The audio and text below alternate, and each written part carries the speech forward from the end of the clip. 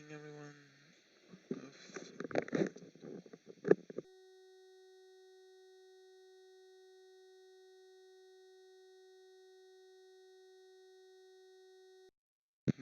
Good morning, everyone. So, yeah, now I'm audible. Excuse me. Yeah.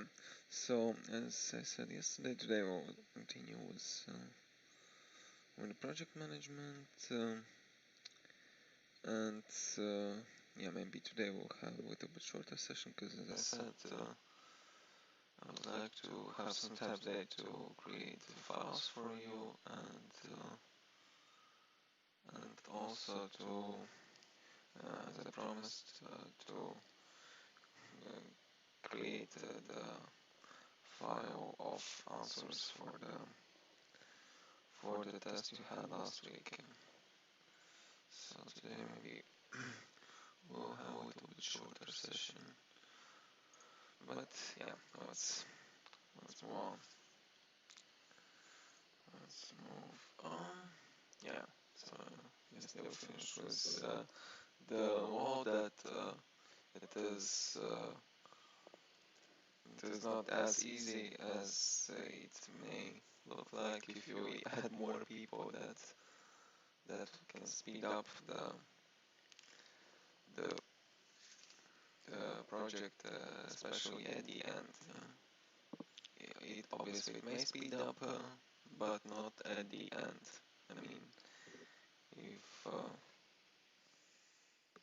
we are wait with the project, then more people won't help us. Then yeah, this is and yeah, now let's move on with methodologies of project management. Yeah, just maybe one small note from yesterday when I described you how the projects are not organized, but the base of the project. Yeah, we have the clients, we have the suppliers, we have the different companies, maybe one company, maybe more than one company who work on the project. Yeah, just for software, just for the project management. Yeah. Usually it's not like one person. Yeah, as you may imagine, there are lots of and they can be, if the project is huge, they may be more than one manager and with the different responsibilities. And of course there are such roles. Maybe I'm not sure if we will speak about them, but yeah, there are so key roles on the projects are the project manager, of course, who manages the project. Then there's a solution architect for the mostly important, maybe the most important person for developers. Yeah, to actually who is responsible for the solutions. Then there's some technical leads, other team leads, and so on. And yeah, most usually then the project is split into teams. Then there are different teams who work on different tasks. And yeah, one more thing about the projects. As I said, yeah, we can if again we are just talking. Currently, we are talking about huge projects. Yeah, when there are a lot of stuff to do, lots of people, and a huge system already built or to be built. Then yeah, it is also possible, especially for the systems which are already built. Yeah, and the project is the target of the project is to just enhance something, to rebuild something. Then it is also very likely then you have one huge project, as a client, and under this huge project you will see some sub projects, let's call them this way. Yes, there are which are also structured in different ways. Yeah. Again, the idea is that there will be sub projects. Yeah. I'm saying. So it's not just always there's only one project and everything goes under it. Yeah, there may be project and there are some sub-projects which in some cases may be not related with each other. Yeah. So yeah, and now let's move with methodologies of the project management. There are different ones. We maybe want to talk about all of them. Just maybe everything starts with waterfall. We'll see what it is. Then there's so-called V model. We also talk about it. Some spiral model. Also, we'll talk about it. Then maybe you already heard about such thing like Agile. Yeah. Also, quite popular methodology for the project management. Then Scrum. Yeah, from my point of view, there are some different explanations of this word, not explanations, but the meaning of the word Scrum. But yeah, that's also maybe considered as the methodology. But we'll go through it. And yes, let's start with some main methodologies. As I said, and as it is mentioned here, the oldest the oldest one, yeah, and the first one methodology was waterfall. Created was waterfall methodology, and maybe yeah, in general it's kind of maybe old-fashioned, but it is still the basement for from my point of view, this is the basement of understanding of what the software development project is. Yeah, then it is of course we can have different methodologies with different flows, but in waterfall that's the base, and that's the, if you just not remember, but yeah, even more, yeah, if you just remember all these steps, then it is, in my opinion, it's very easy to understand all other methodologies from the software development projects, and basically all the methodologies are mostly based on waterfall. Yeah, so that's the, and yeah, waterfall, that's the key, and yeah, maybe let's go through all these five points. And yeah, obviously everything starts with the requirements. Yeah, and that's how it should. So we get the requirements, so we understand what the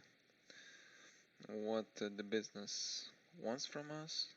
Yeah, but maybe it's not mentioned here, but there should also be the discussions between the maybe solution architects and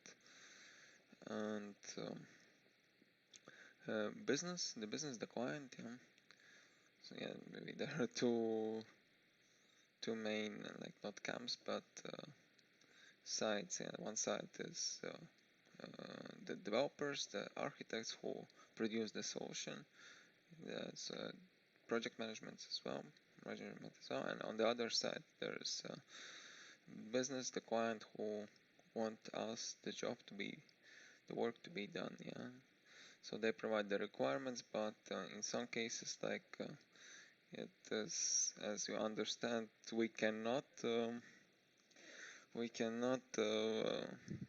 manage to fulfill all the requirements from business usually. Yeah, so maybe that's what I would like you to understand as new developers. Yeah, who start development in future. Just maybe the key point to understand, and that's what comes from my experience and what my maybe more experienced colleagues say to me usually. Don't just like if you communicate with the business about some requirements, don't usually accept everything. Yeah.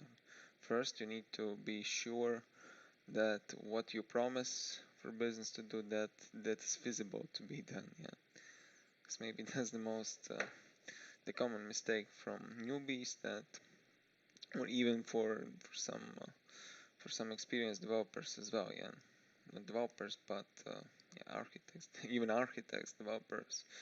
Then they just and the project managers, of course.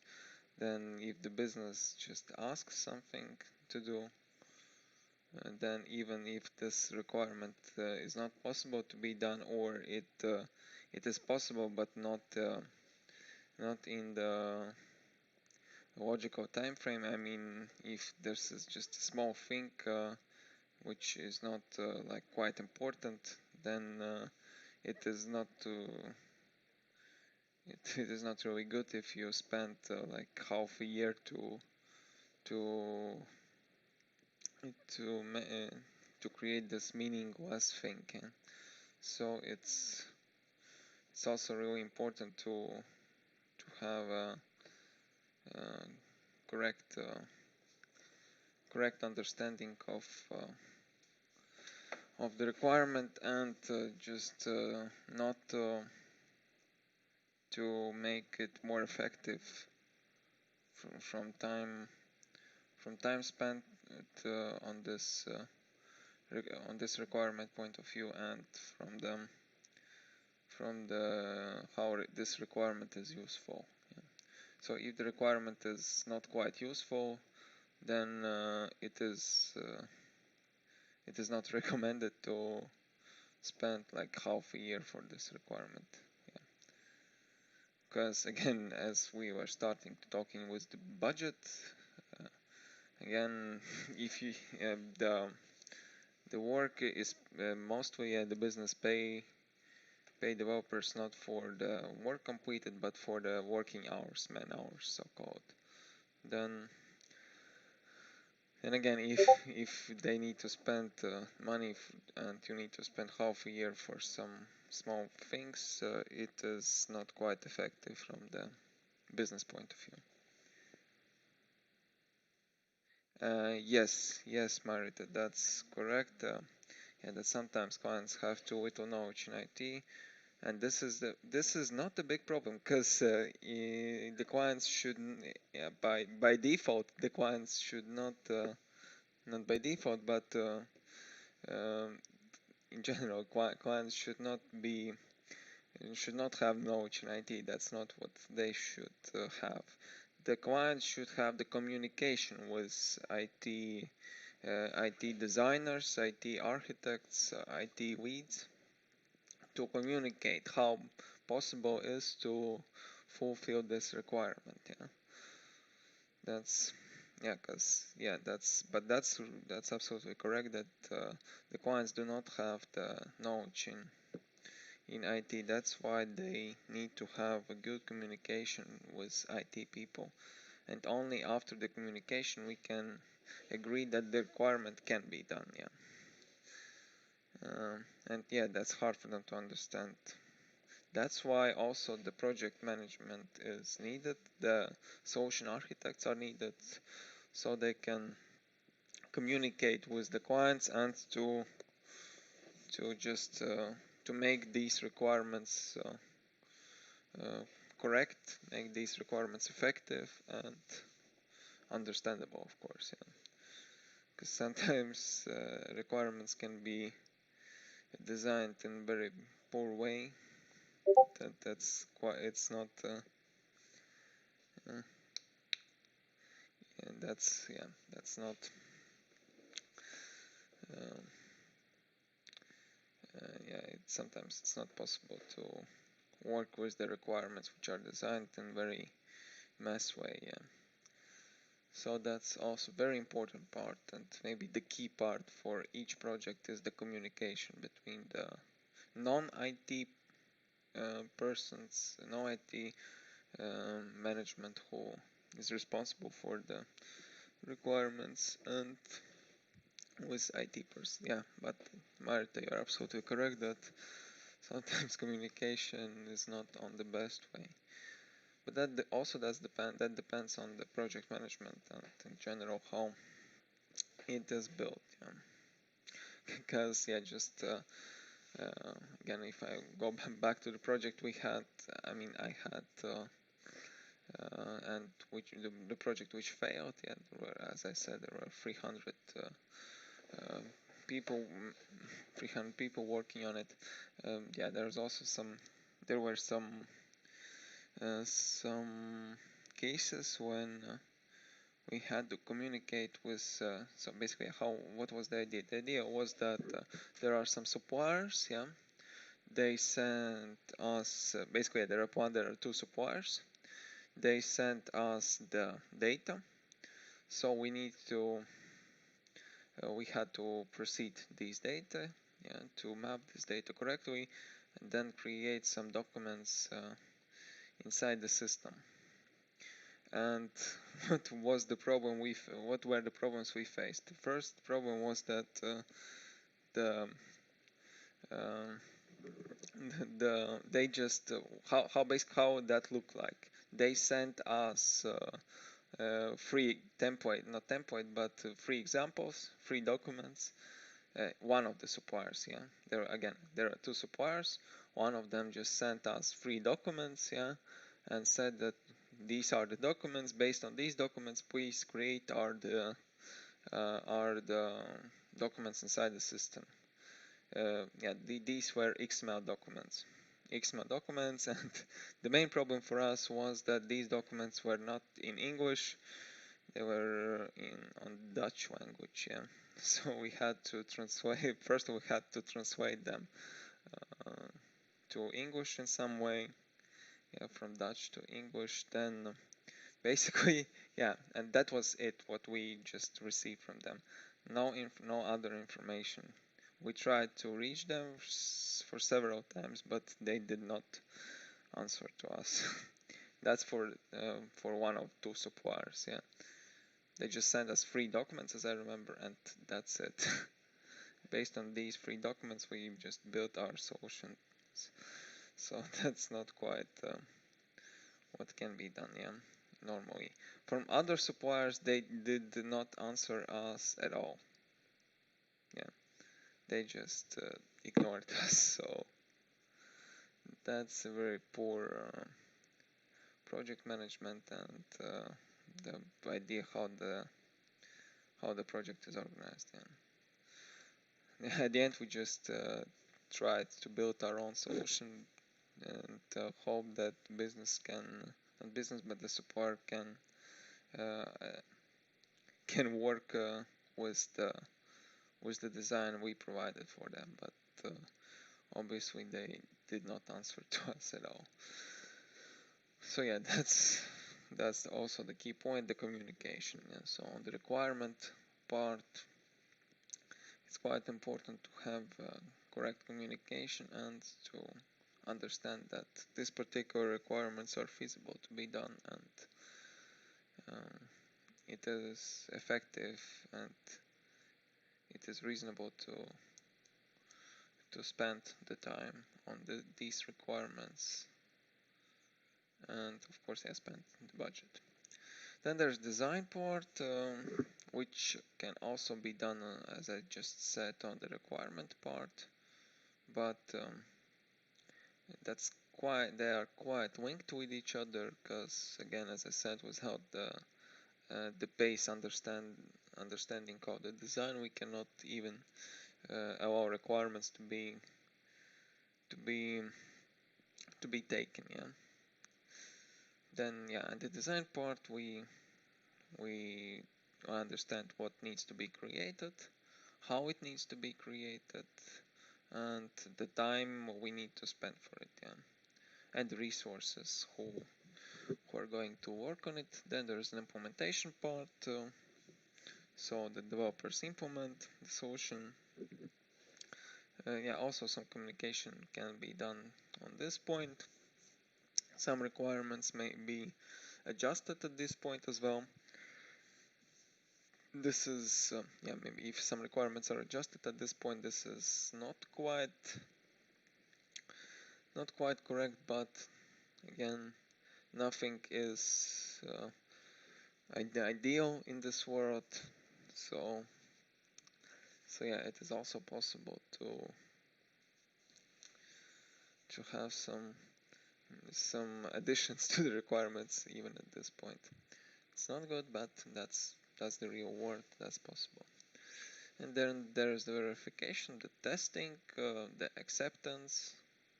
Yeah, maybe from, again, based on the system you're working with, based on the project you're working in. And the verification part, at least in my experience, it means that the business do the testing. Yeah, just they test what is implemented, and then if everything is correct, then it goes to production.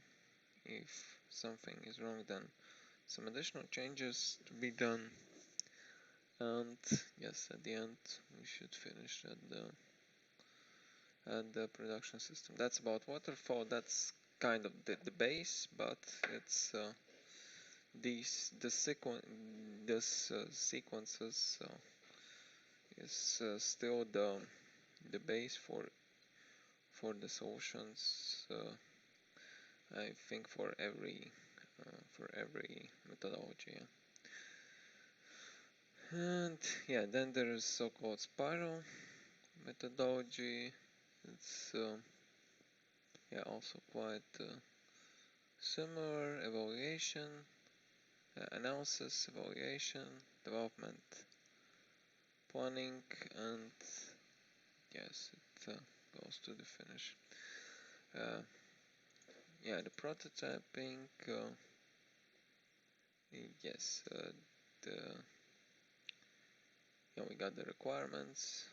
Then we develop, refine, demonstrate.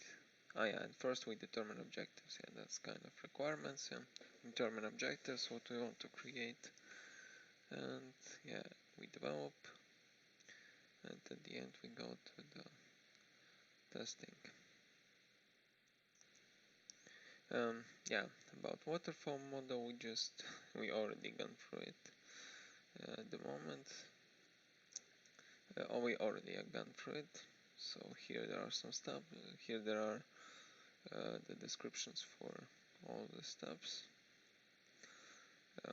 Yeah, I think I already explained it in detail. So this may be for you as the notes. Yeah, you can use it when I share the presentation with you. Yeah, of course. Just let me check if I missed something. I think no. Yeah. Yeah, of course, algorithmic details and design, that's what needs to be defined. Yeah. So yes, that's yeah, maintenance. Yeah, also some fixings, fix issues, improve performance. Yeah, performance is also quite important, and yeah, also just from my experience, one of the main problems is that the problems, but yeah, the base part is that of course you are not allowed to do the changes directly into the system users use. Yeah, that's not what we do.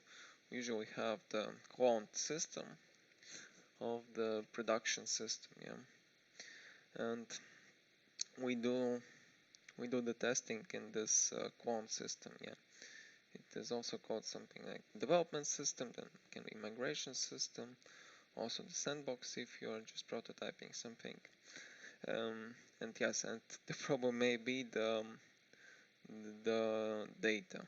That's maybe for me that was quite usual problem, and the problem is that like in the real system we may have like millions of database entries from some particular tables. Yeah, millions of entries. But for the development and migration data, we just have thousands maybe. So in this case, the main problem is performance. We cannot really test the performance in this way, and sometimes it's maybe there are some systems where this is where some data is created. I mean, some additional data is created to align it with the data in a production system. I mean, the system which are used by users at the end. But from my experience, that's a very common problem that in the development and in testing systems there's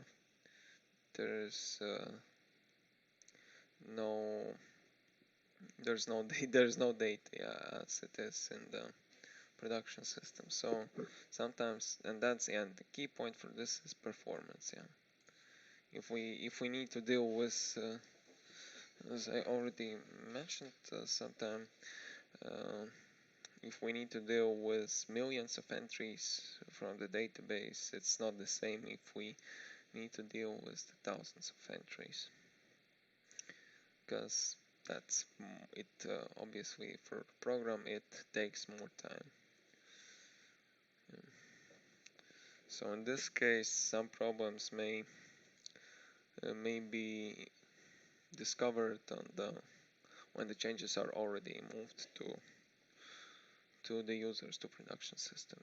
So be careful at this point, and it's normal that some improvements need to be done after the changes are actually built and applied. So why waterfall?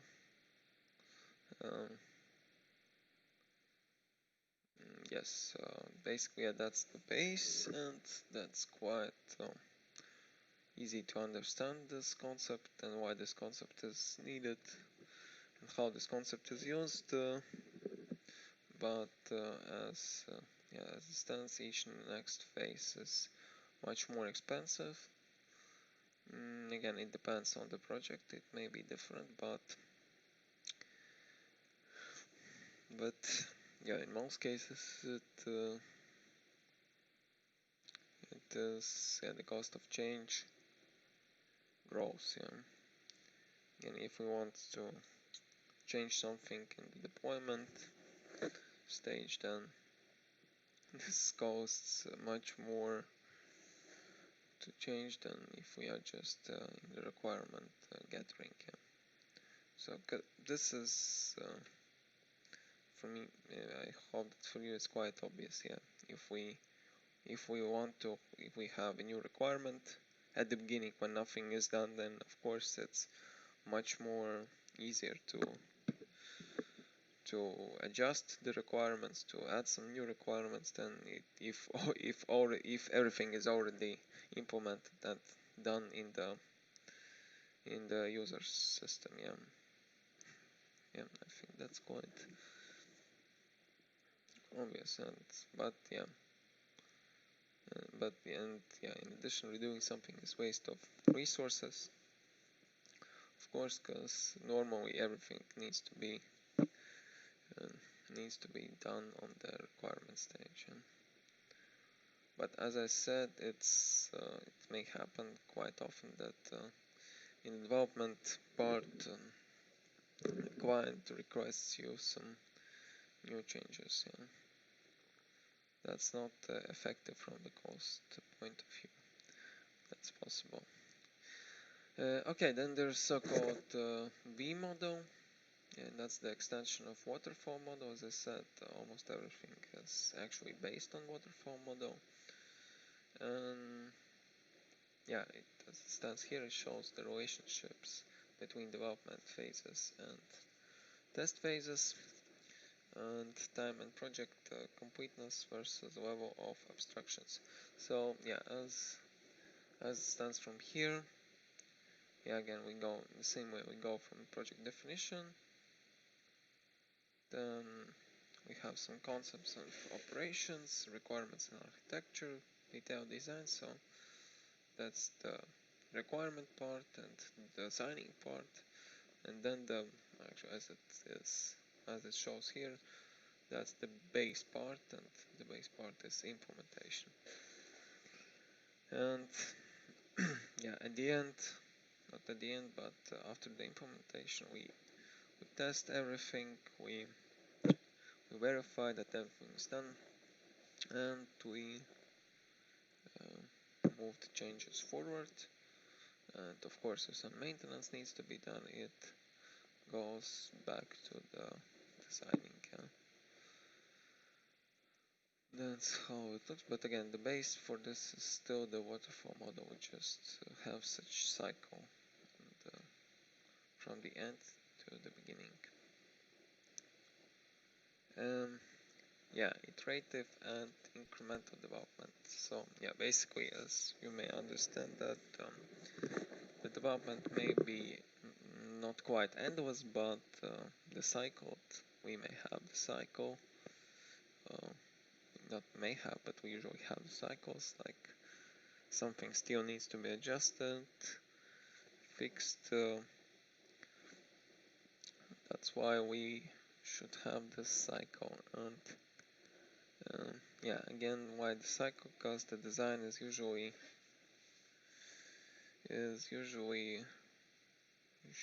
should stay the same for all the changes. Like if we start with the fixes, it may still come from the requirement part. Then again, for all the fixes, we need analysis, design, then implementation, then deployment or testing, and this is kind of endless. Let's consider this a little bit as endless cycle, which we may go out if there are no other requirements need to be fulfilled.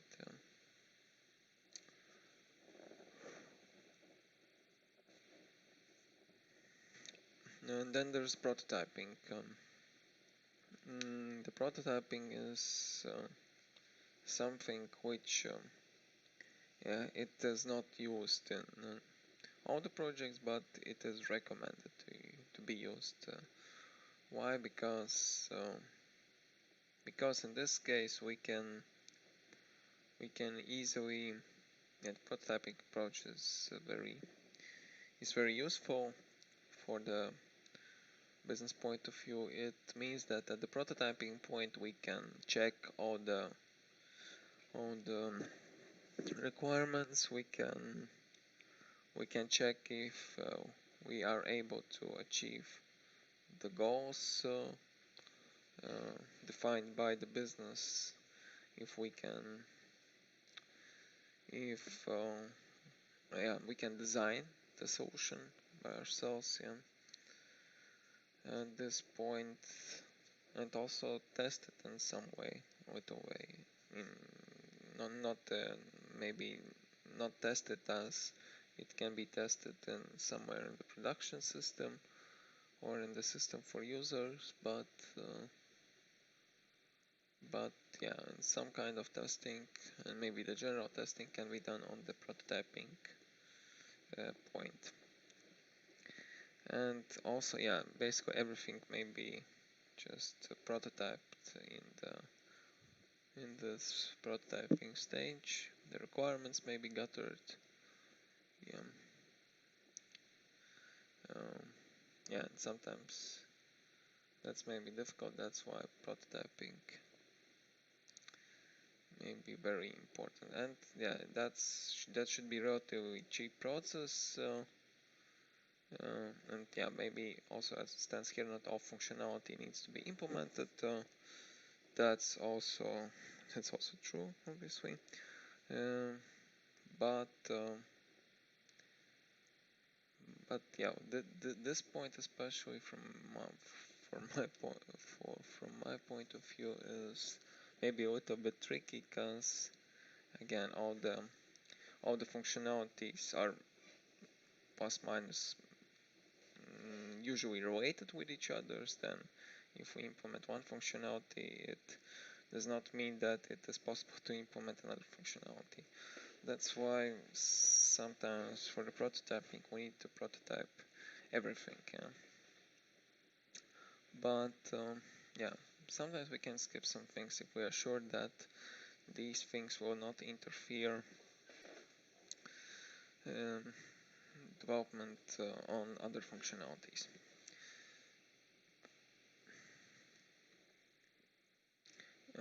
Yeah, and production quality is not required. So prototyping is mostly used for the checks. That we want to check something. Yes, that's and about the cheap process. Yes, it obviously should be cheaper than the if we skip this prototyping process, but we spend the time. It takes more time than without the prototyping, obviously. So the only cost, the main cost is the time. Now let's move to Agile and sorry. And let's start with so-called Agile Manifesto, what we expect from Agile methodology. Yes, the manifesto is that individuals and interactions over processes and tools. So in this case, we stick to individuals. Then working software over comprehensive documentation. So just to maybe I haven't mentioned, but very important point is documentation for the projects for the development done in in most projects. Like if the projects may be switched between different developers, and it is most usually like one developer done something, then another developer comes to maintain or to work with this logic done by previous developer, and at this point it is usually this new developer needs documentation to understand what was done by previous developers. So the documentations are also very important for the projects, but again it depends on the way this documentation is created, on the reasons why this documentation is created, because in some projects, in some cases, this documentation is kind of a lot of stuff, very hard to find what we want to find. It's too much information, and sometimes it's quite impossible to find exactly what we want to find. That's mostly about the project that I'm currently working in. There are too many documentation parts to be completed before we do any changes or we move any changes. For me it's we document everything, but as it is at the moment, it is absolutely impossible to navigate between these documentations. Sometimes it's really useful if we if we see the code, we want to understand why this code is actually written, and at this point we can go to documentation and check why it is done. But in some cases, if there are too much documentation, if it is not organized in the correct way, that's not about the project I'm currently working in. This project, it's, from my point of view, it's organized in a very good way. At least it is possible to find some linkages between the development done, but again, as I said, there are too much documentation and the documentation parts, and sometimes it's not really possible to follow everything, but it may be very useful if it is organized in correct way. But in Agile, yeah, we need to, so the main point is working software, but documentation is still needed, yeah, but working software is over the documentation. Yeah, the customer collaboration over contract negotiation, so yeah, it's also quite important in Agile, and responding to change over following the plan, yeah, so that's not quite if we just stick to the plan and not adjust everything, yeah.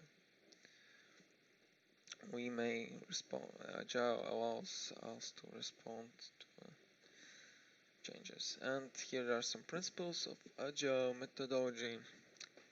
Yeah, active user involvement is imperative. So user need to, yeah, that's quite important. In this case,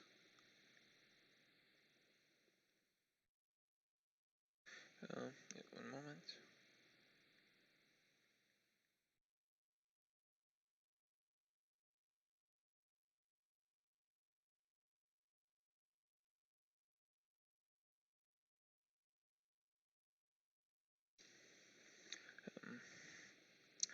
Yeah, so as it stands, yeah, active user involvement is imperative, so yeah, users need to be involved quite actively.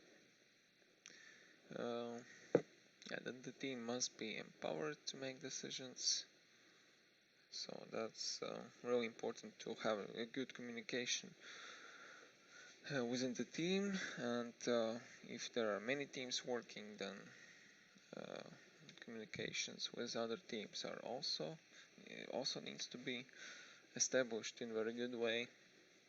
Then yeah, requirements evolve, but the time scale is fixed, so quite important.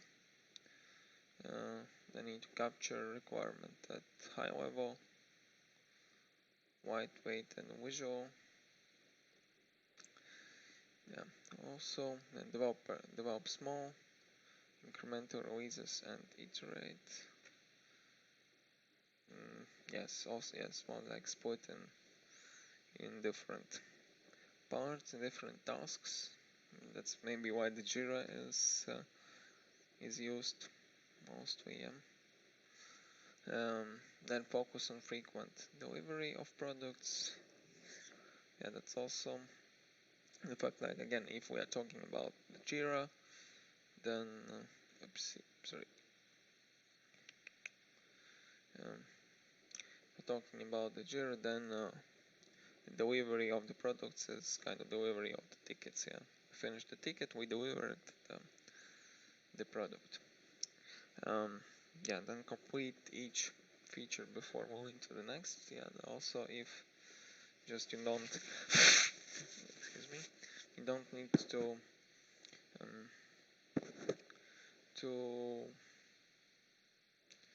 move to the next task before you completed the previous one. Yeah, so you just not overflow yourself, not make the process chaotic.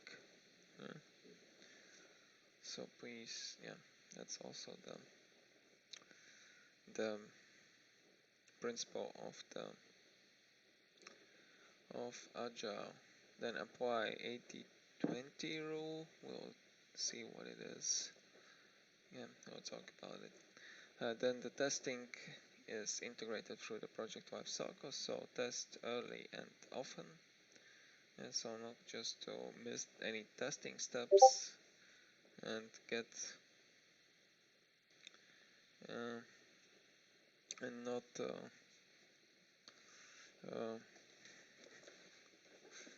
not discover the issues at the end.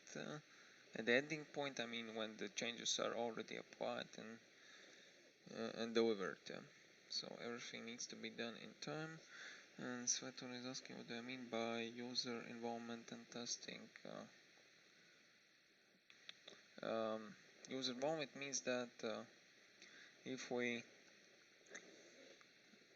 have we want to understand what users want from us, so that's why the users need to be involved in this process, and we need to understand just to understand what they want from us. Yes, user, that's the client, most in usual cases. Just they need to be involved to understand what so we can understand what they want, and they can follow the steps done if something if something is not going in the correct way, then they can easily inform us about it. So that's why the users need to be involved. Yes, they made it. As Anne says, users usually get this test version to check need. Yes, that's also also one of the ways how the users can be involved in the process. But again, it depends on the project. It depends on the working style. As one of the examples, that users may get test versions to check. Again, in the maybe let's have a break now, and after the break I just give some examples how the users can be involved, and we may continue with the presentation, but let's have the break now, because I need to just have some rest now.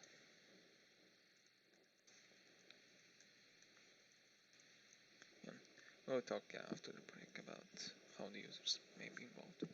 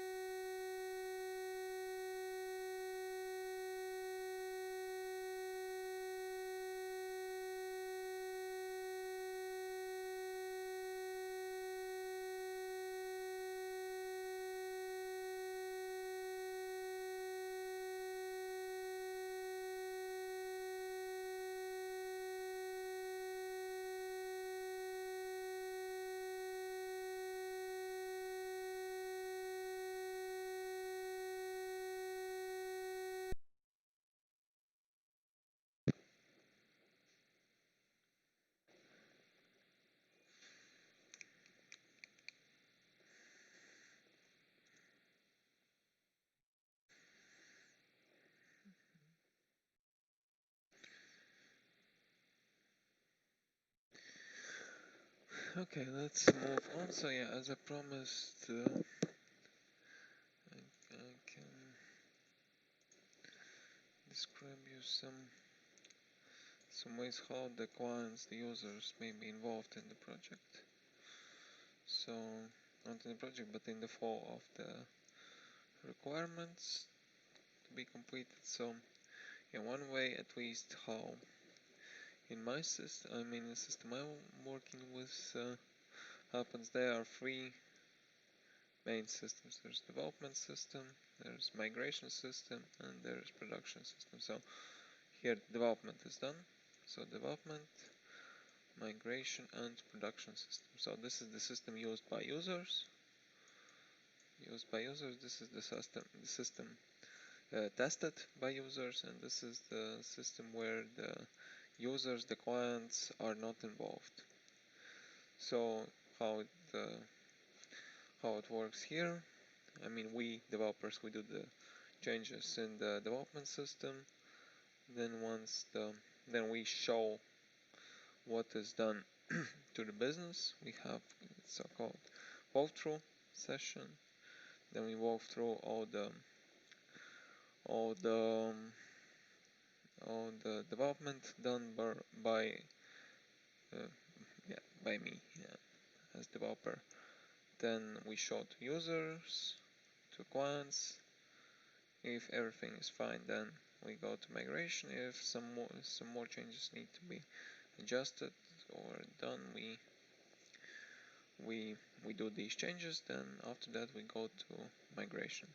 In migration system, the users are actually, so the testing goes by users only. So we are not involved in the testing at this point. So the users may exactly just do everything they usually do in the real system, but yeah, here it's not as crucial. They don't use this system as they use production system just for their usage. They use it only for testing, and once they test it, they confirm that everything is completed, we can go to production system. And so this is basically the way how the users may be involved in this project, in this flow. Also, we'll talk about the Kanban board, or like in Jira. You can also it can be also done in Jira, just like you have this flow, to do. So you have one ticket, another ticket, and that's to do, then in progress, and then done. So in this case, when you present this, we'll talk about daily scrums. Maybe we can talk about it ahead. So there's a called thing like daily scrums. It is not mandatory to have these scrums actually daily. They may be like 3 or 4 times or 2 times a week, maybe even only once a week. That's the meeting, where all the participants of the development are involved. So this is invited and involved.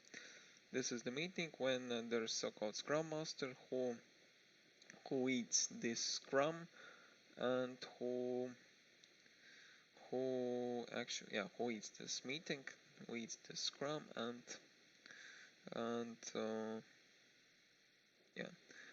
we go in most usual way. We just go through all the, maybe not all the tickets, but all the tickets which are actual for us.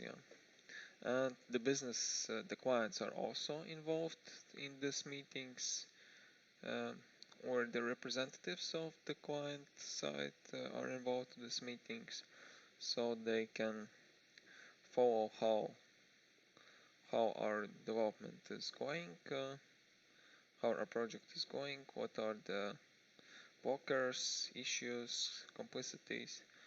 So in this case, when we go through all these all these tickets in Jira or someone else. Then it may be even the Excel file for some projects. Yeah, it depends. But yes, so this is the meeting when we just go through all the tasks, all the tickets, and in this meetings, business or the clients also participate and follow how the things are going. So that's what the Scrum is. And we will also see what the Scrum is a little bit later. But yeah, for now let's as I promised, we can talk a little bit about the 80-20 rule. So it means that if 20% of effort gives us 80% of result, and 80% of effort gives us 20% of result. So yeah, it means that the majority of results tend to come from a minority of causes. And that applies for multiple facets of business. Employees, personal actions, customers, product and services. So that's it's not like if we give 100% of effort, we will have 100% of results. So it depends. And some things are more complicated, or some things are less complicated. So it I think this is what I recommend you to understand, that it doesn't go in linear way, like we have everything goes in uniform way, and if we spend the effort, it gives us the exact same percent of result. No, usually again 80% of result is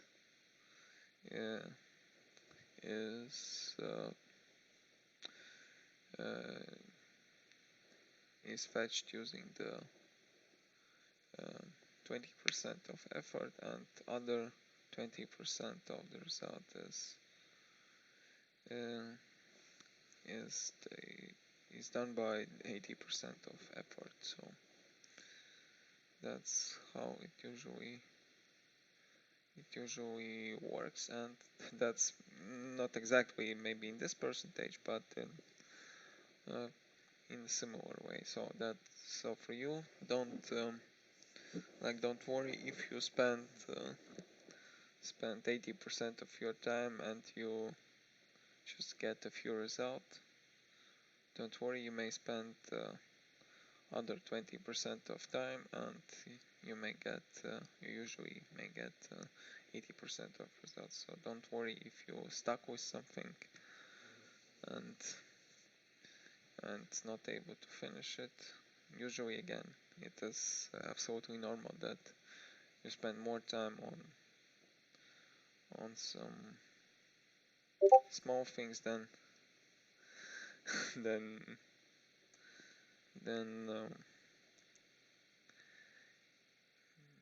yes, if you spend less time on some more important things.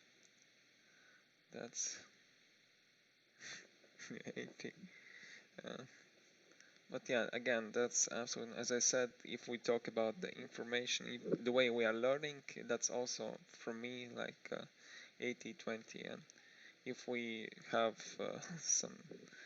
a huge amount of information, we usually may understand only 20% of this information we get, and some other 20% of information gives us more understanding than huge amount of information, so don't worry, that's absolutely normal case. And yeah, this is the difference between waterfall and agile. Again, as I said, waterfall is just simple goals, just simple fall from requirements to maintenance, but agile is the cycle when we design, testing, deploy, planning, then defining, and it goes in the cycle, yeah. But again, the cycle is moving forward as it stands from here. So it's not like this is the end of cycle. At some point we achieve some results. And yeah, now we talk about, as I promised, we will talk about Scrum. And yeah, maybe in some cases Scrum can be reflected in rugby, like everything, everyone everyone comes to the same place, and they just want to achieve something. So that's quite, and I mean, this guy maybe explained us maybe the client or project manager or someone who just want to understand what's going on here, yeah. And all the others are just talking about the things, the tasks of the project. That's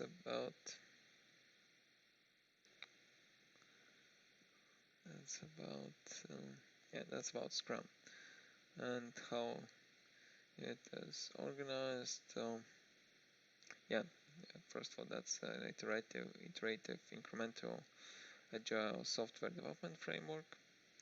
It's flexible, product development strategy, yeah.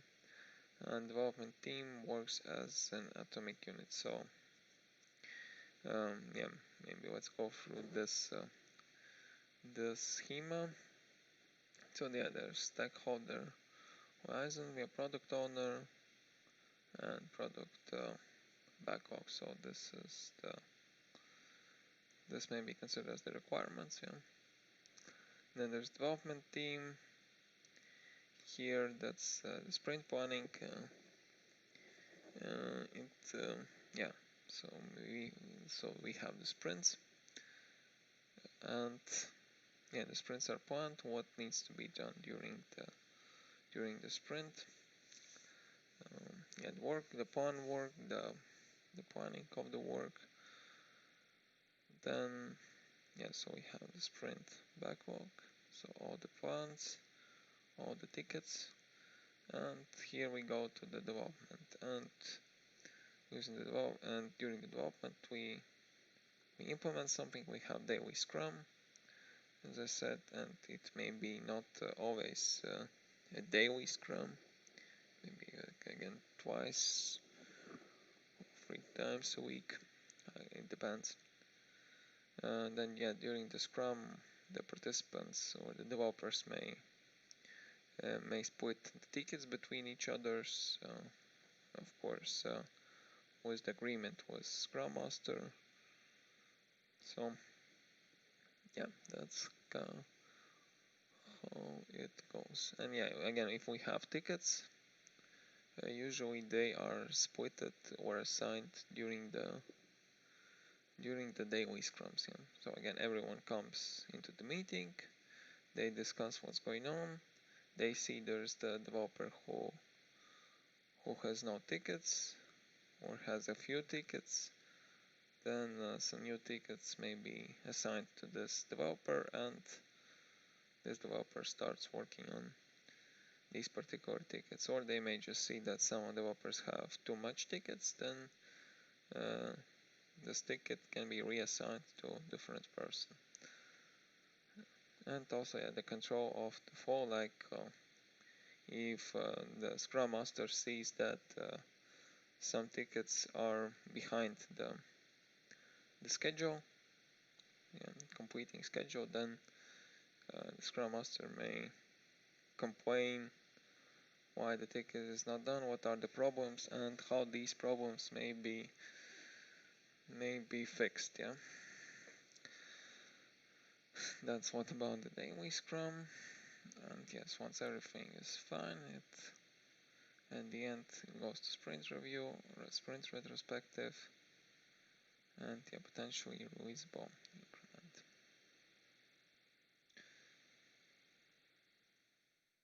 And yeah, there are some scrum roles. Product owner owns the vision of the product, yeah.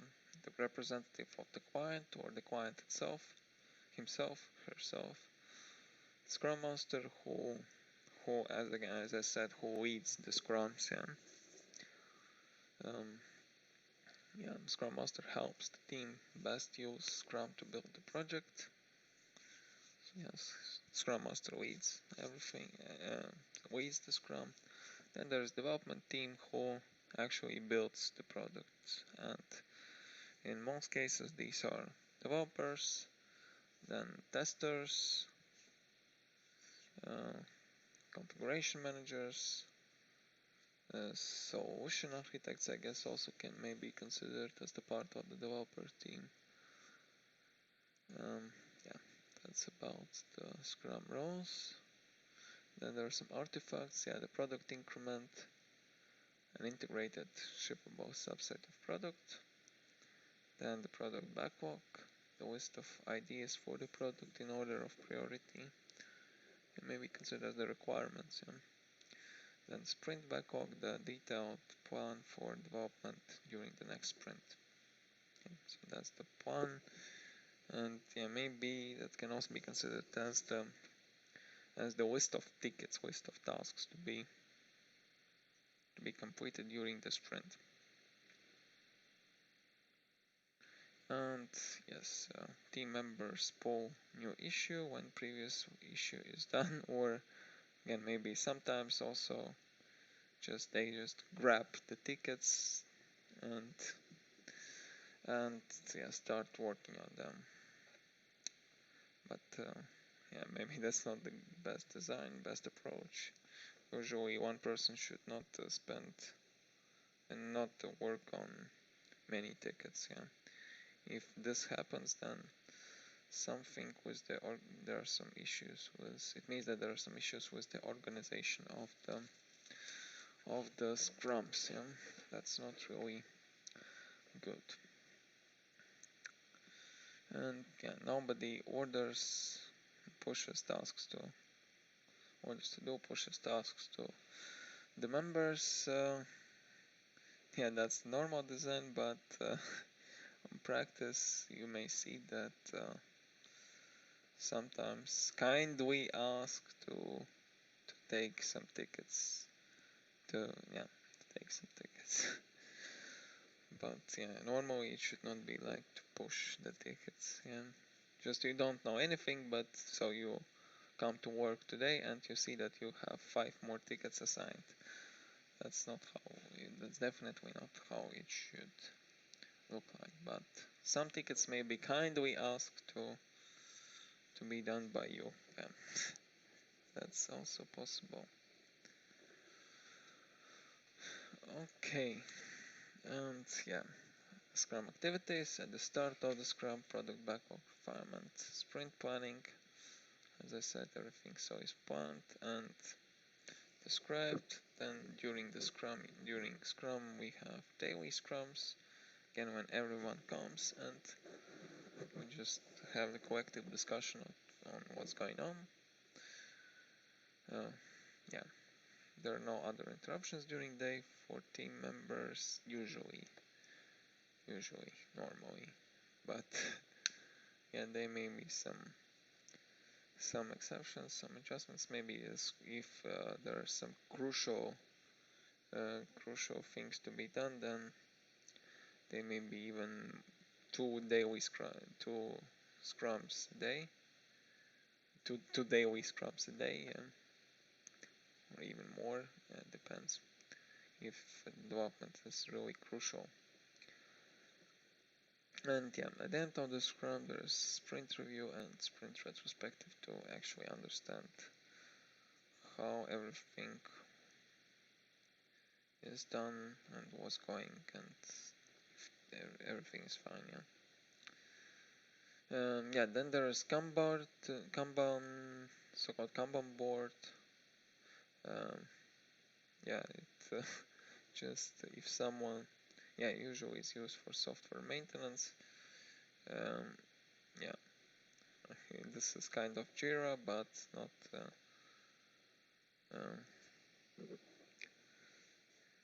But on the board, yeah. So, just yeah, all the tickets are moving from one point to another, and that's not quite kind the same if we have about scrums, because in scrums we have sprints.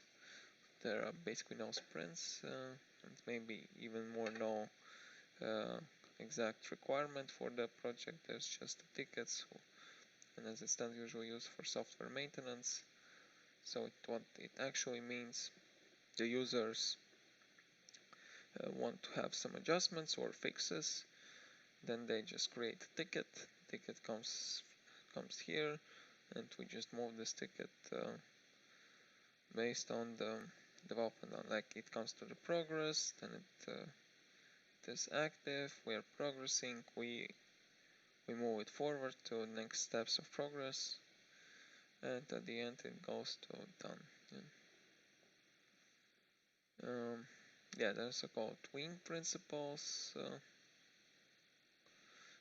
Yeah, eliminate waste, amplify learning, decide as late as possible, deliver as fast as possible, empower the team, build integrity in, and see the wall. And that's what is to be done. And yeah, there's called discipline, agile delivery, people first. Yeah, first of all, we need to just not like why this. Yeah, it's not like it should be done in the way like why this development is not done. Why the changes are not in production? I don't know what happened. Why it is so? What is happening now? Yeah, first we need to think about the people. Actually, what's just to have a quite close relation between the tasks and the people who are working with these tasks. It is really important. Yeah. Just first we need to think if the people are able to do these tasks, not if just simple. This needs to be done. I don't care if these people have the corresponding knowledge to fulfill all the requirements. If they are acquainted with the stuff, what's happening in this particular task. Yeah, first we need to find if the people are able to complete the tasks, and if they are acquainted with what's going on here. Yeah, learning orientated needs to provide some information to new members, or to the members, not for new members, but for the members to actually understand, to help them understand what's going on there. Yeah, for delivery life cycle, so the cycle needs to be determined. It's for delivery, not like some changes, only part of the changes are delivered, not everything. Yet, normally everything needs to be delivered at the same time. Otherwise, if it goes only partially, then that may raise some complexities. Yeah. And goal driven, yeah, the goal is to complete all the changes and move them to the users. Yeah. Solution focused, yes. We need to focus on the solution. need to understand what are the possible side effects of the solution. It's also really important. Yes, how the solution to be done, what are the possible complicities, and so on and so on. So everyone should be focused on the solution. Risk value life cycle. So if I talk about the risks, also it's really important to assess them. Then and enterprise aware. Yes, also again full concentration and full understanding of what's going on there. So here there are some differences between the traditional approaches and agile approaches of project management. In traditional approach, we concentrate on through upfront planning of the entire project. So maybe we just can understand it as the waterfall design. So we are concentrating on the planning on the entire project, and maybe not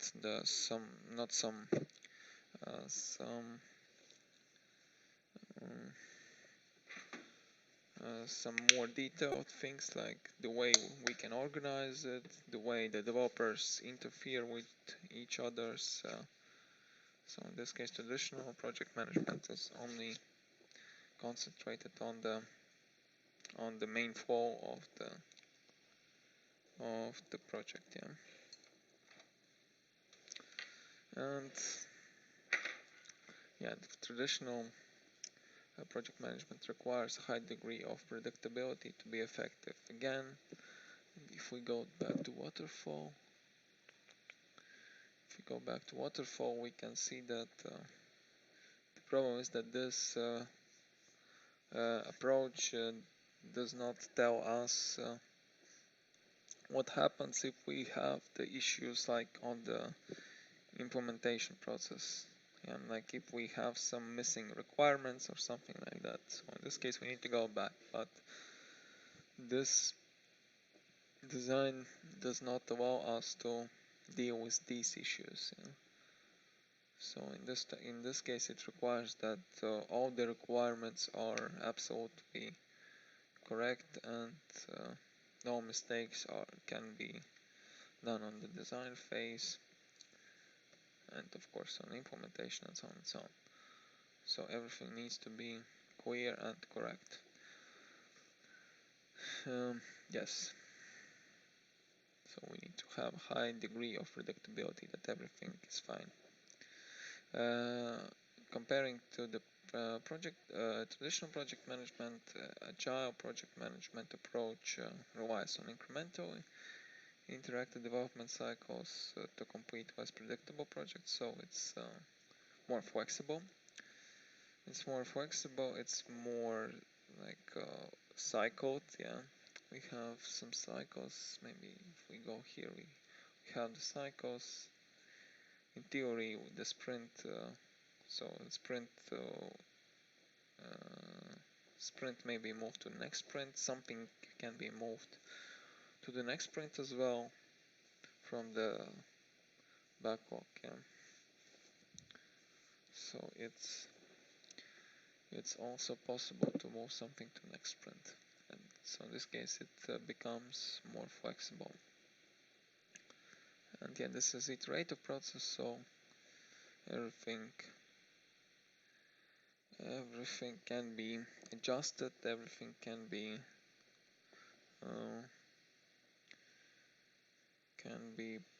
not predicted, but all the complicities may be fixed or adjusted and fulfilled using this agile project management approach. And is a deal for exploratory projects in which requirements need to be discovered and new technology tested. Yes, because we need to have this endless testing, and not endless but quite often testing and discussions within the team and the quads. And Agile focuses on active collaboration between the project team and the customer representatives. That's what I said. The customers are involved. Again, we have this cycle. We have daily Scrum. So again, as I said, customers are involved in the daily Scrum, so they are in touch with the team and they can easily understand maybe not what's going on here, but what are the main issues, why something is not going as expected, if everything goes as expected. So it's really nice and we don't lose anything. Maybe what are the disadvantages from my point of view? Maybe a little bit complexity and the time. Agile project management, from my point of view, usually requires a little bit more time than traditional project management. But again, it depends. It depends on the level of communication, on the requirement process. If the requirements are clear and no potential blockers, no potential issues, then maybe the traditional project management approach is better here. If we have more complex project with some more unclear details, then Agile is maybe a better approach from my point of view. If we, and here we can see the traditional, comparison between traditional and Agile approach. So in traditional we have design upfront. In Agile we have continuous design, so it goes to the cycle. In traditional it's just waterfall. We go from the requirements to the deployment. Then in traditional we have fixed scope. In Agile it's more flexible. But again, more flexible sometimes means not a stable time frame. We may have to. We may need to spend more time if we have flexible Agile. But we can also spend less time. Again, it depends on the project we are working with.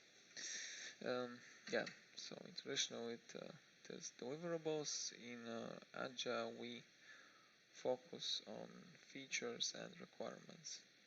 So here we need to deliver something. In Agile we have the requirements and we work with these requirements. In traditional we need to freeze design as early as possible. In Agile it means that we can freeze design at some stages of the requirements. So the concept is, I hope you understand that in traditional we just have the design, we freeze the design, and we give everything to developers to just complete this freeze design. And no changes no changes on the design to be given. To be done. In the Agile it's more flexible. The design must be finished only after everything is not completed, but understood and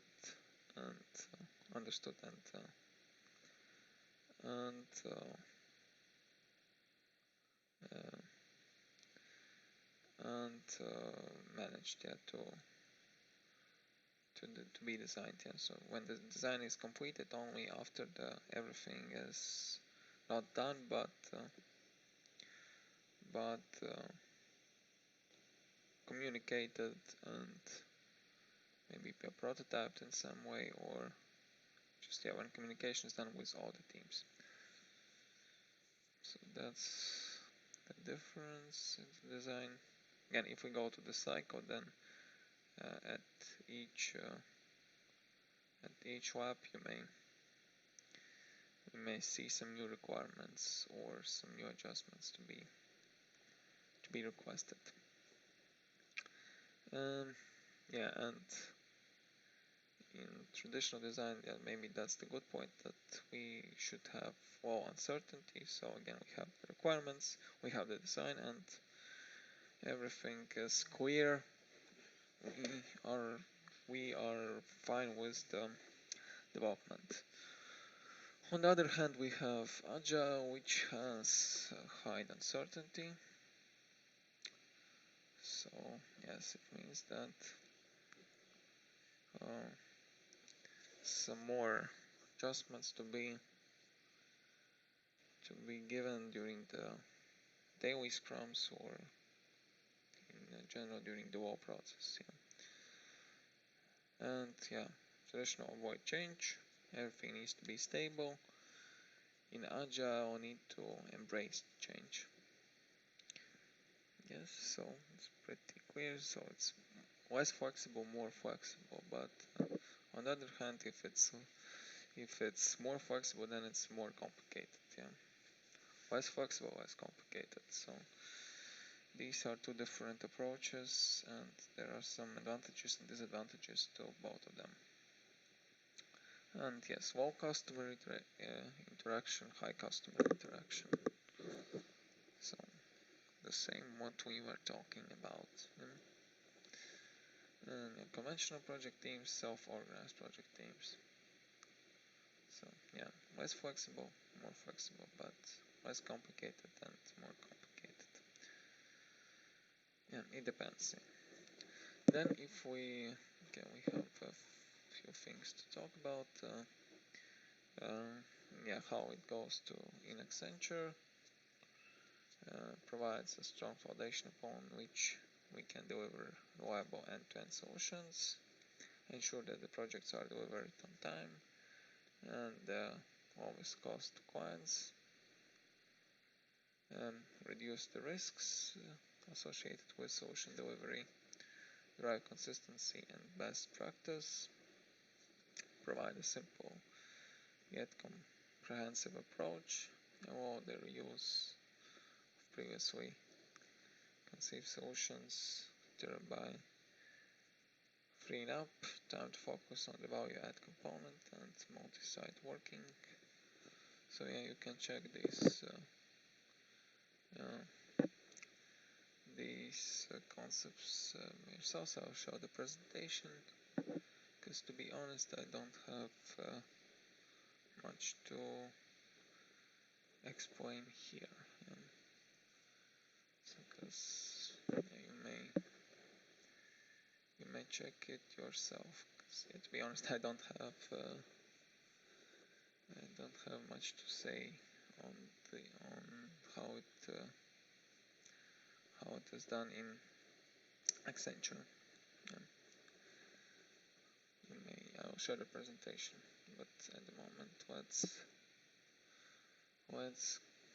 move on. Let's move on with some project management points in general. So there's stages, activities, and work streams. So how the project management looks like. In general, we have plan, analyze, design, build, test, and deploy. So, and here there are the activities. There are two work streams, application and technical architecture. So, and basically that's what's kind of similar you've just seen in Jira. And that's the different stages of the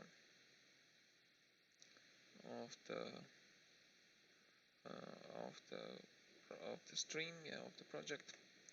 not 2 work streams, but 4 work streams. Yeah, sorry, just wait. All of these are work streams, and yeah, and each in the activity, that's the ticket. Yeah, that's the ticket, the task. Just you see in Jira. Yeah, and all the activities need to be placed in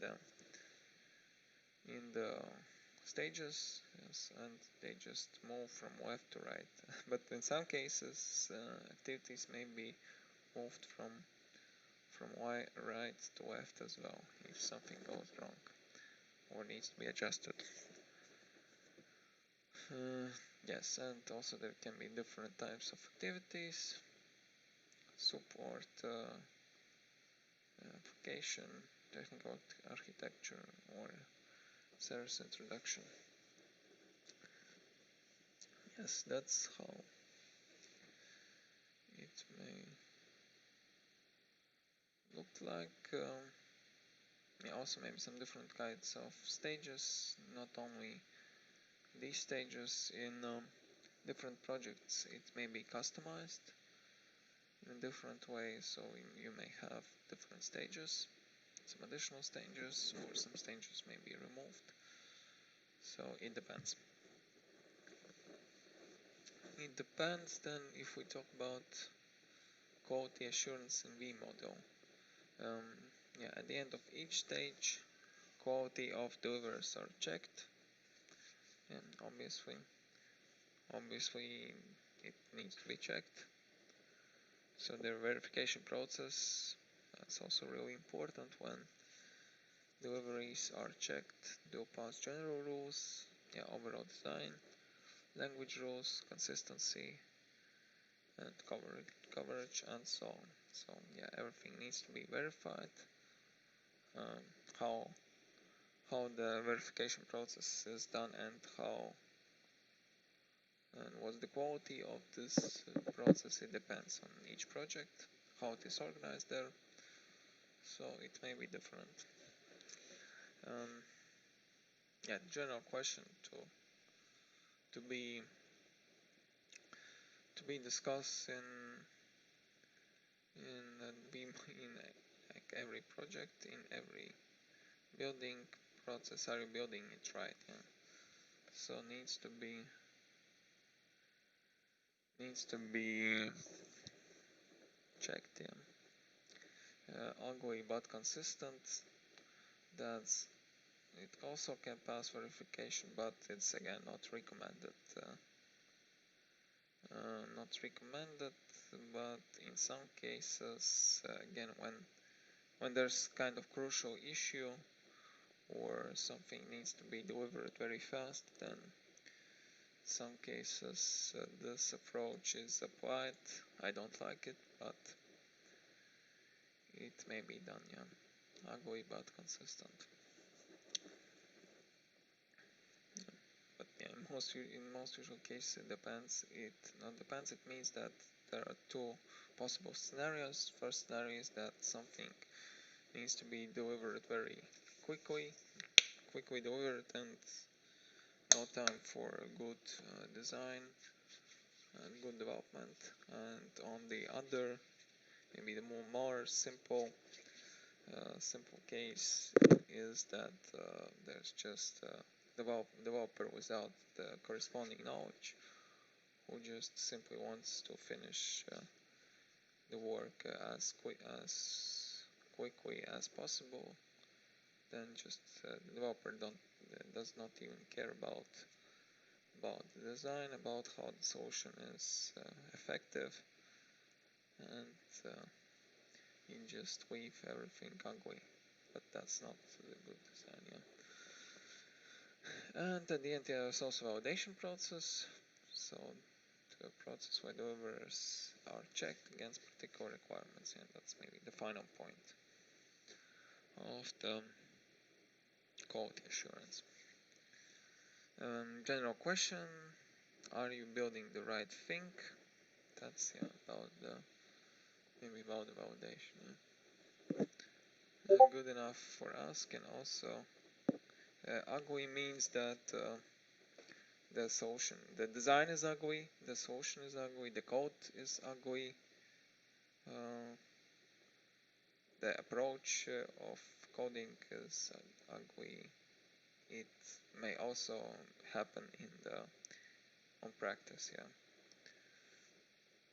And it, as it stands from here, and in fact, yeah, it can also pass verification. So it means that there's a bad, poor design of code, poor way of coding, like poor namings, poor design, as I said, for yeah, the design of code. I hope you understand what does it mean. I mean, if everything is designed, structured in understandable way, like not you just put everything in one method and just thousands of lines of code in one method. So this is considered as poor design, yeah, as maybe as ugly design. So this is how it usually, what we usually mean by ugly. Yeah, don't worry, it is most likely that you will face something like this in your experience, in your practice. Yeah, you won't like it, but that's how it usually happens in IT world. That not everyone is perfect. Uh, Not everyone designs and builds the appropriate code, the correct code, the well-looked code. So it's also possible that this code may pass the verification. And yeah, usually for business usually don't really know, not usually, but they almost always don't know what is the design of the solution built. They just see if everything works correctly, then they just don't touch. There are some memes about this. It works, don't touch.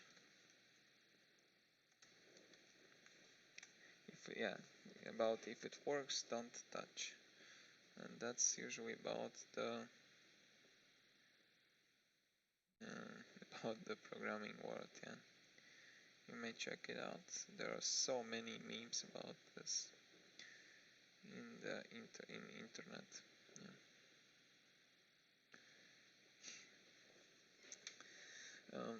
Yeah, maybe even if we talk about if we want to have a good, correct and well-worked design, sometimes even if we wish to do it, if we wish to have it, like not to do it, but yeah, if we want to do it, that should always be well-worked design, very correct design and well-worked design and structured design. So if we do it, then it should, all of you in your future projects or developments, so you should always select the best approach, try to find the best approach, try to find the best structure. But again, sometimes if you're required to work with the structure, with the logic which is built in ugly way, then it is most likely that you won't be allowed, or that won't be a good idea to touch this ugly code written by other people, because that may crash the application, and that, of course, that won't be what you want to achieve. That's why in some cases the idea, if it works, don't touch, will be considered as the main idea, yeah. and you won't be allowed or requested to change it. Yeah. So even if you are so ideal that you want to stick with good approaches, stick with correct designs, then even in this case, don't try to change everything. Yeah. In most cases, you should think about uh, this approach, that if it works, don't touch, and think about how this may affect the other things. Yeah. Because most likely, even if you want to fix it, you may face some difficulties, some side effects, and that won't be good for you. Yeah. So, but again, please, if you are designing, if you are developing something, then try to select the best possible approach. Yeah. That would be very nice for you and for others who then work with your code. Yeah, so also there are some dependencies, and if we talk about vModel, there are some stage dependencies. Yeah, testing for deliveries is done depending on technology stack, so everything depends on everything. Yeah.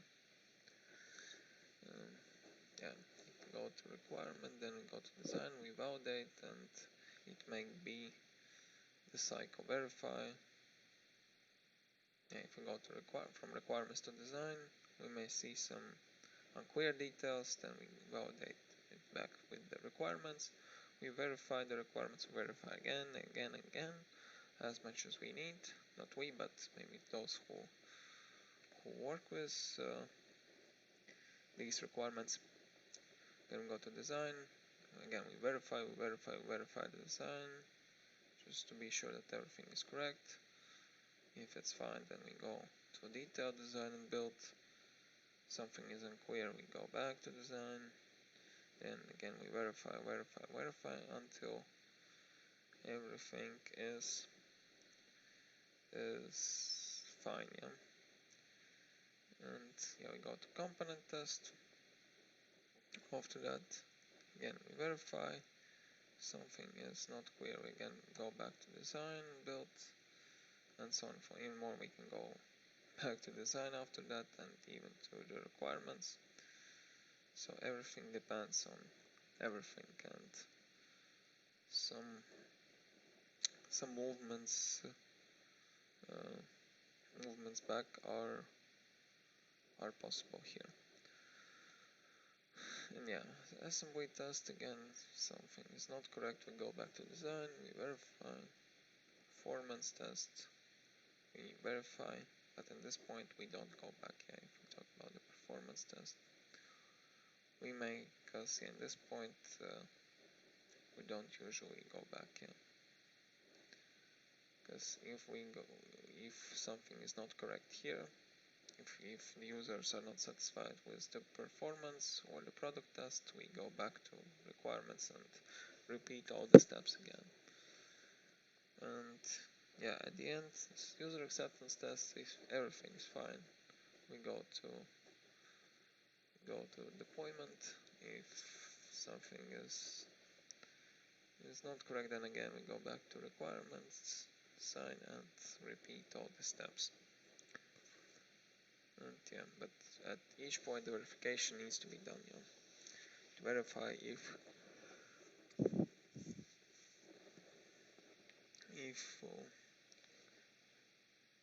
everything is done in the correct way. And once everything is deployed, yeah, there may also be some tests, but in theory that may also go back to requirement even after the changes are deployed. If something is found here, it may also go back to the beginning. Okay, let's have the break, and after the break we will finish us with this presentation.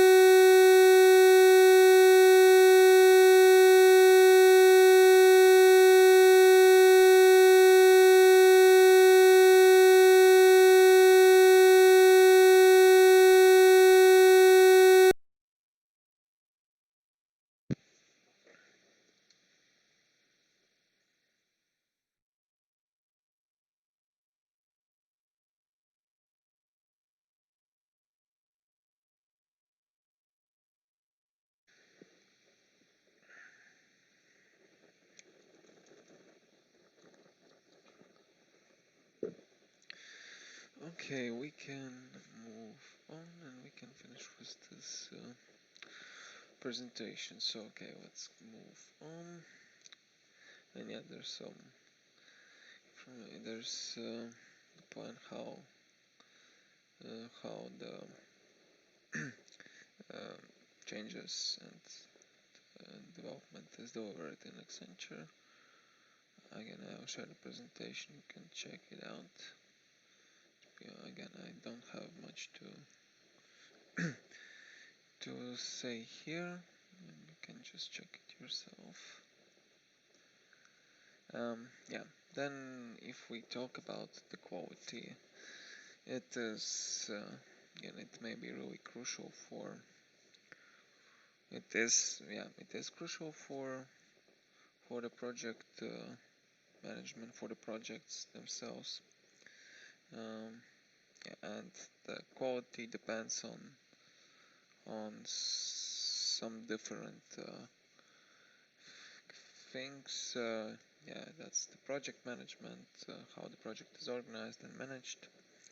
Then there's the quality and the level of experience and knowledge of developers and all the participants, not only developers but solution architects. Again, the same the project management. How what's the knowledge and experience and the level of them. Then the time, of course, yeah, and the number of number of people involved. It's also affecting the quality. Yeah, and yeah, if we go maybe more detailed about the exact things in project management, yeah, the quality is conformance to requirements. Requirements may not be fully represent user expectations. So if it happens, then the quality will not be as good as it can be. Yeah, and in general, software quality means absence of system crashes, so nothing is crashing, no bugs. Yeah, the quality is good, and then correspondence between the software and the user expectations. So if the expectations are fulfilled, then it means that the quality is good. And yeah, performance, specify requirements, so performance is also on the good level. So nothing is freezing, everything works as fast as possible and as users want it. And yeah, quality must be controlled because it lowers production speed, increases maintenance costs, and can adversely affect the business. And it's also really important. And yeah, there are two types of designs, top-down and bottom-down. Yeah, it's kind of similar we had when we were talking about our top-down design in object-oriented programming. When we go from abstract to concrete, the same is in project management. It means from highest level specification describing the project as a whole of the application logic downwards to individual operations. So again, from more general to more detailed. Yeah. And the bottom up is an opposite way. If we want to concrete some, to make some detailed changes more general. Yeah, that means working up from specific operations in the problem domain that we'll need to perform. Yeah, and it looks like this. Yeah. So if we go with top-down design, it means we have vision first, we go to design, and we develop. Yeah. Bottom-up design means a different direction. We first of all yeah, we solve, we reuse, we modularize, and then we solve. That's how it looks. And yeah, if we talk about the roles, there are so many different roles. None of them are used in all the projects. Again, it depends on the project, but yeah, you may check the roles. Separated in two categories: develops and operates. Yeah, so you can basically check all the roles from bottom to top. So this is how it looks like. Nothing specific, everything is just as you see.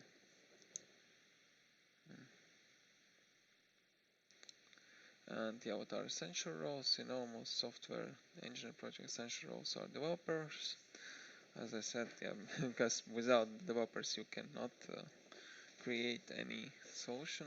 And yeah, as you can see here, it does not it doesn't mean that developers are less important than some other roles. Yeah, all the roles are important, and all the details of this. Yeah, maybe not all the details, but just if we talk about these components, developers, testers, quality assurer, and configuration managers are the most important ones. And we are not able to do the project without them. Yeah, and optional roles for small projects, but essential for larger teams. Yeah, this is one role. Team leader, team lead, so-called manager or coordinator of the team. Since the work is mostly split in teams, then there's the team leader, team lead who is coordinating the work of the team. And yeah, some notes about on-tier projects. And yeah, all before what we said, it applies for paid workers. If there are some free source, open source projects, and you want to be just a volunteer, it does not work in the way.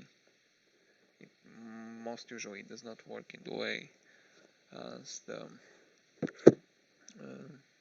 projects we just were talking about work. It may be quite different, maybe in more chaotic way, but yeah, there's no such things like strict requirements and strict design of the approach of working. It may be in kind of freestyle.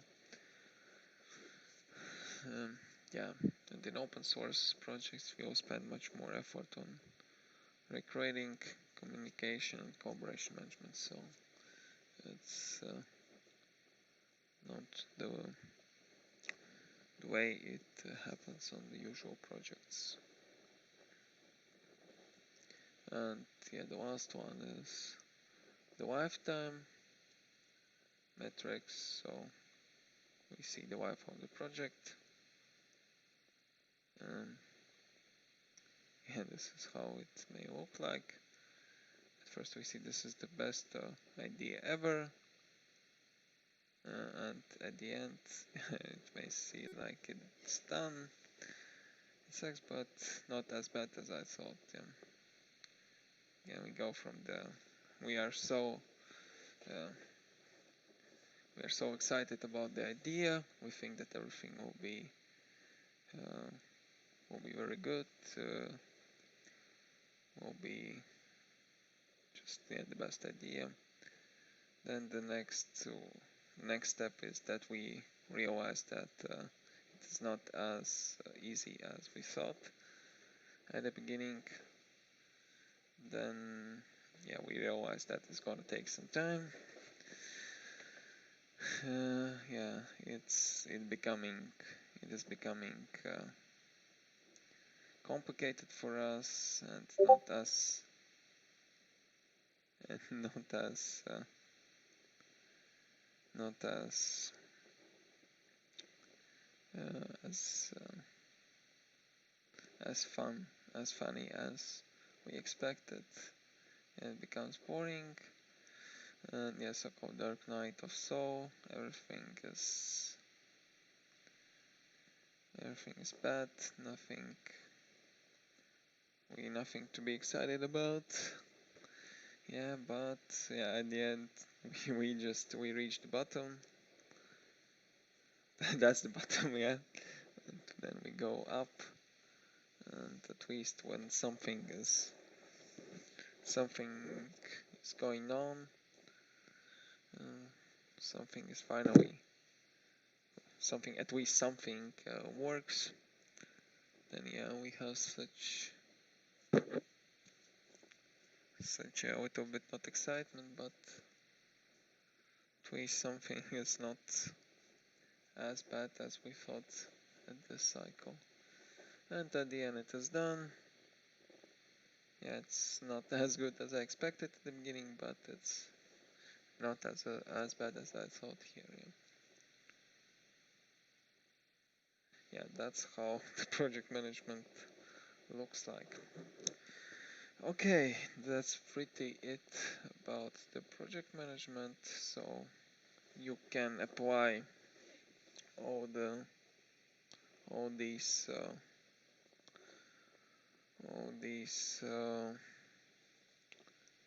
things, not maybe something from the methodologies we were talking about,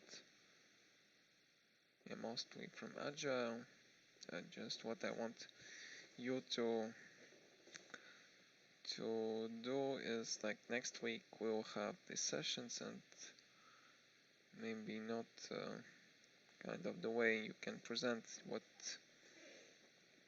you done to me, but just maybe some small updates how it is going, and we can just do something like scrums when you just show me what's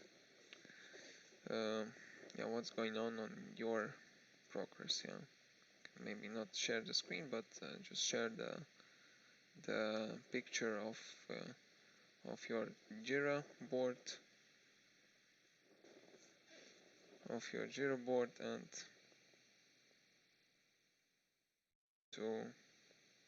so we can understand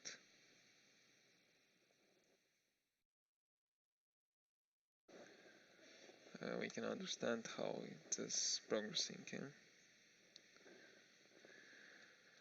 Okay, and now it's maybe a time for your questions and answers. What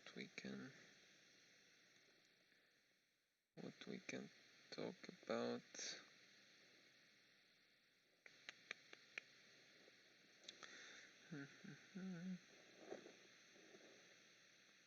Yeah. So any questions? How? Yeah, Vienna, I remember. Yeah, your question yesterday. We can have a talk once. Yeah, I remember about you. Yes, I remember about you. We can have the discussion once. Maybe once we finish with all the other queries, and if there are some queries in from others. If not, then we can move. I can have a talk with Vienna, and as I promised, I will. Yeah, Marita, sure. Please move on with the question. Yeah, after the questions, I will move with the creation of the testing files for your projects. Yeah. As I promised. But yeah, please, you're welcome to ask the questions now. Thus, every team member creates a main method and connection with the database. The main, no, just you. As I said, you can move the connection to the database in a separate class, yeah. And if you have different implementations of this class, you can just move this class into new branch. Yeah? So you can use the separate class for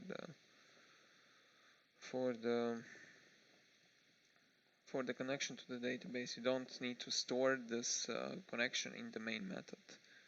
You may call this class from the main method. Yeah, you may use this class, use this method to connect to the database, but you can store the logic for this method in the separate class in the separate file, and this file may be different for other members, or even more. You can create kind of class for the constant, yeah, and if you have a different connection, then you can just simply define this constant in different class and use this constant in the method, in the common method for all the members. So there are different ways you can, but the idea is, what I may want to suggest to you is you store it in a separate file, the exact connection and the place where you define what is the connection, and you can store it in different branches. Yeah, that's the idea. Just you don't need to move everything differently for different members, just the things which are different, and different thing is maybe only the URL to the connection to the database, so you can simply move it to a different file, or even more, you can just create the same program for everyone and type the URL to the connection in the console, just to move it dynamically, so it's also fine, yeah, if you pass it as the parameter from console. Or you can also pass it as the parameter from if you go to run configurations, from arguments also you can provide it as the parameter. It's fine for me. But the idea is that you should not just create absolutely the same things for everyone, yeah, just things which are different. And yeah, that's what you can choose the way, the best approach for you. I'm fine with all the approaches, but the only thing I want to see is that you just not repeat everything for different users, yeah. Just let's make as much reusable code as it's possible, yeah. Okay, any other questions?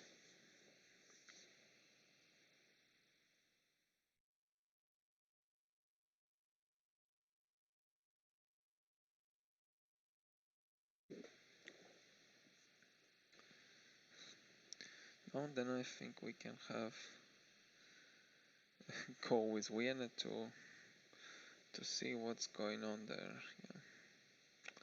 Okay, for others I will share the files today, yeah. Share the testing files. Okay, yes, Anna is typing something. Okay.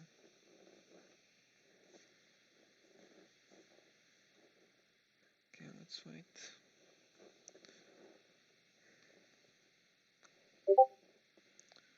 Yes, of course, yeah, as I promised. The answers for knowledge test and the files, yeah, that's what I promised. That's why I will spend the remaining time today, yeah, of course, yeah, of course. And okay, so if